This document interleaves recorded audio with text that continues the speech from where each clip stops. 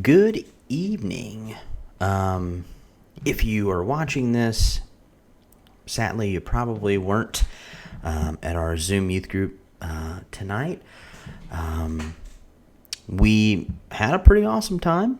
Our main story where we were at was in Acts 26, just sort of talking about Paul. And you probably missed the big announcement. So if you did miss the big announcement, it is on YouTube, on our East Point Youth Ministry YouTube page and East Point Youth Ministry Facebook page. And it's titled Big Announcement, so go check that out. And I don't want to take up too much time for this video. I kind of want to keep it as short as possible. So what we're talking about, what we talked about this evening is talking about not confusing doing church things with being a part of the church. And try not to confuse going to church and church activities with being a Christian. Sort of in a sense, don't be an almost is pretty much what I called it tonight. Merriam-Webster's dictionary defines almost as very nearly, but not exactly or entirely.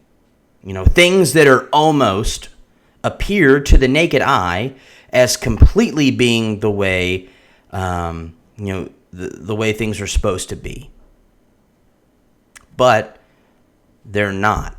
They haven't entirely become those things. So some of you, if you're watching now, as I kind of said this evening, maybe you appear to be Christian.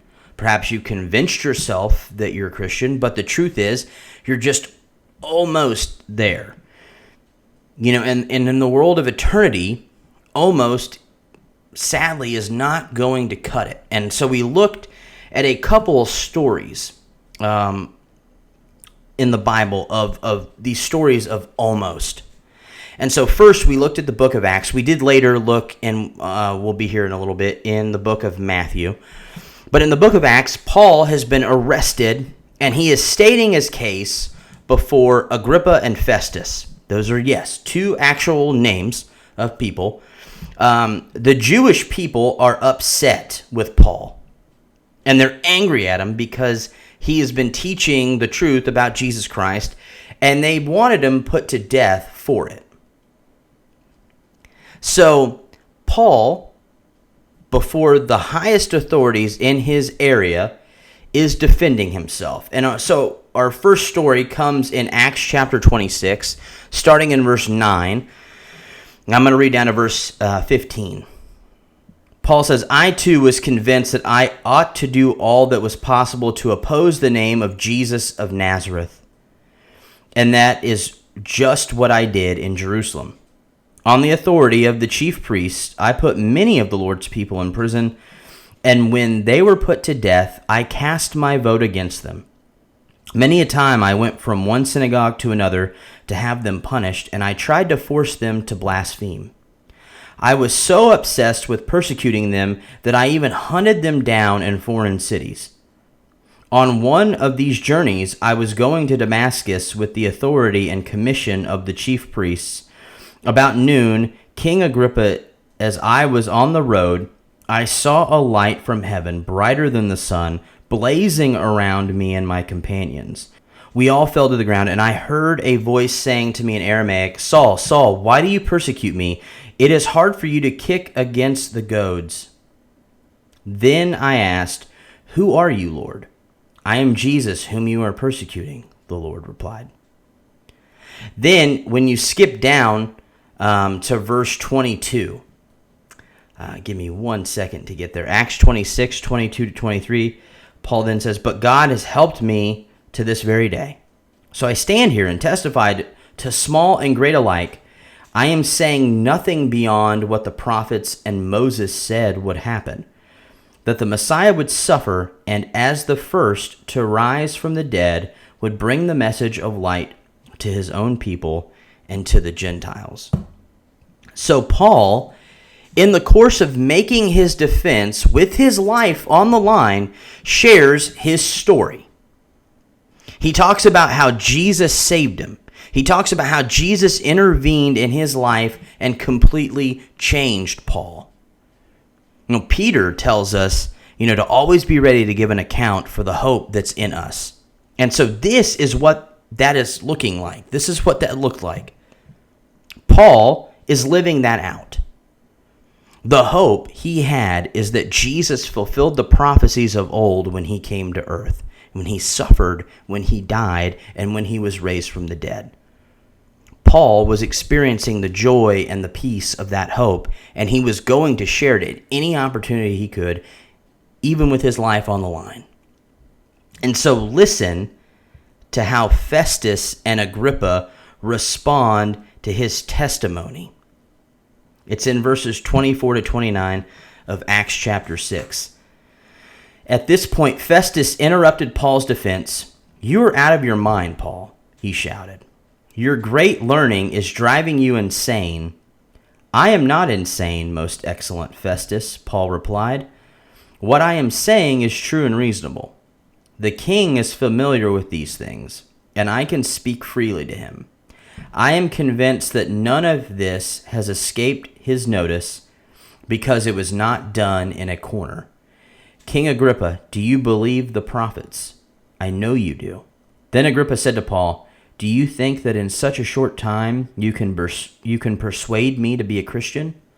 Paul replied, "Short time or long, I pray to God that not only you, but all who are listening to me today may become what I am, except for these chains." So Festus thinks Paul is nuts. Now, Festus isn't a Jew, so he hasn't grown up learning the law and learning the prophets. Like, all of this is very foreign to him. Agrippa, though, is a Jew. He grew up learning about these things. So Paul makes a case for how Jesus is the fulfillment of everything Agrippa was taught to hope for growing up, and it almost works. And basically he says, you almost got me. You almost persuaded me to be a Christian. Now, we don't know what became of Agrippa, if he ever heard the gospel again, continued thinking about that conversation or not, or ever accepted it after this point. And if this is the last time that he heard or he thought about it and he never came to a saving faith, in Jesus, he died an almost. He remained unsaved because almost, sadly, does not cut it. That's why Paul says that he hopes that he and everyone else will not just be an almost, but be altogether like him. Someone who is full of faith in Jesus as God, who's crucified and has risen again. And so Agrippa had the opportunity. He had heard the truth. He had observed the commotion in Israel after Jesus was raised from the dead. Surely he must have heard whispers and rumors of the work Jesus did while he was alive on earth and after he was resurrected. And he was told plainly by Paul all about it. But none of that seemed to convince him. Now, perhaps he wanted to believe, but couldn't because he was afraid of the fallout. We don't really know. We just know that he was an almost, not an altogether. An almost may believe something about Jesus. They may have an inkling, a feeling to believe, but they don't actually put their faith in Jesus Christ. Another person is a prime example is Judas. Judas believed something about Jesus. He was a zealot. He was wanting to overthrow the Roman rule in Jerusalem. Some believe that he betrayed Jesus not because he didn't necessarily believe in him anymore, but because he wanted to force Jesus' hand. Now, he may have thought that putting Jesus in a position to be killed would force him as the Messiah to fight back, to overthrow the Roman rule, to be that forceful king that some people thought that he was going to be. And he would set up his kingdom right then and there. Of course, Jesus didn't. He went silently to the cross because that's the reason he came. It was against what Judas might have believed. And he came to pay the penalty of our sin. Observing Jesus' reaction to being betrayed, look at how Judas responded in Matthew. Matthew 27, starting in verse 3, says, "When Judas, who had betrayed him, saw that Jesus was condemned, he was seized with remorse and returned the 30 pieces of silver to the chief priests and the elders. 'I have sinned,' he said, 'for I have betrayed innocent blood.' 'What is that to us?' they replied. 'That's your responsibility.' So Judas threw the money into the temple and left. And then he went away and hanged himself." So Judas felt regretful. He felt remorse for what he did. He knew that Jesus was innocent. He knew what he had seen in Jesus when he walked with him. He saw Jesus heal people. He saw Jesus calm the seas, quiet the storms. He saw Jesus do the impossible over and over and over again. He heard what Jesus had said about himself, and having seen everything that he did, there would have been no reason to doubt him. And I believe that Judas was regretful because he had a pretty good idea of just who it was that he just betrayed. He had every opportunity to know who Jesus was, but he didn't really know him. Like, he got close, but he died an almost. And I believe there are a lot of almost Christians in the church, even in our church, even in our youth group. I believe there are people who have grown up around church, who have gone to church a lot, know every Bible story, maybe even look like a Christian, but inside maybe they're not entirely there.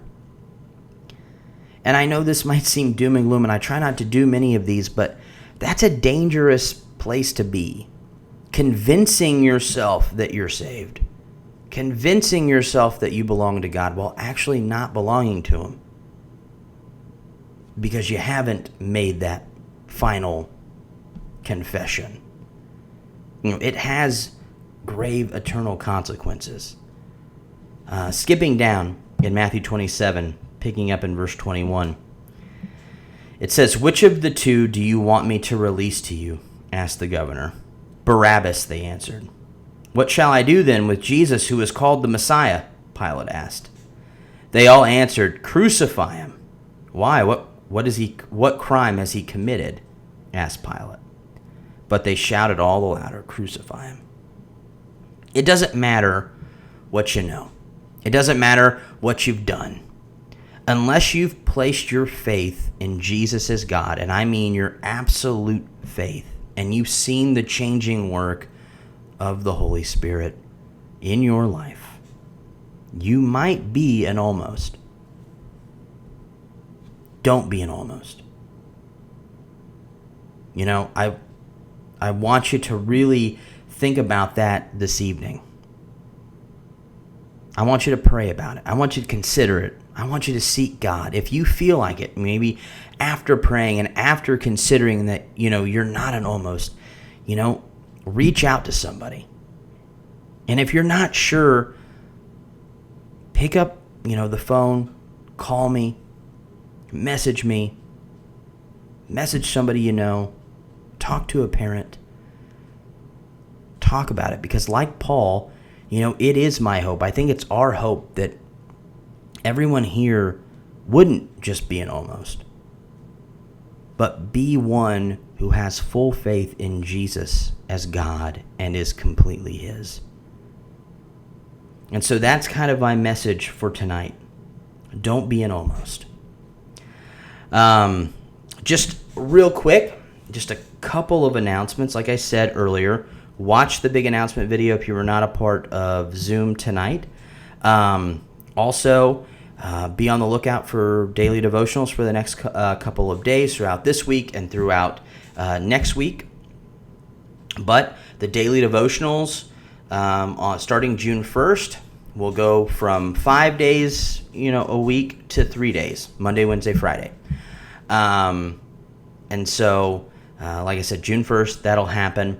But a couple of things about next week. First, Memorial Day, there will not be a daily devotional on Memorial Day. And also, next Tuesday night, there will not be youth group on Zoom. Unfortunately, I will be out of town, probably coming back from out of town. But there will be a recorded lesson a lot like this. So you'll still get something. It's just we won't meet live on Zoom next Tuesday. But we will get back together June 2nd, which is weird to say that it'll be June by then. So that's all I have for tonight. Like I said, my challenge to you, don't be an almost. Be all in. And so, anyways, I hope that you guys find encouragement in this. I hope this finds you well, and I'll see you next time.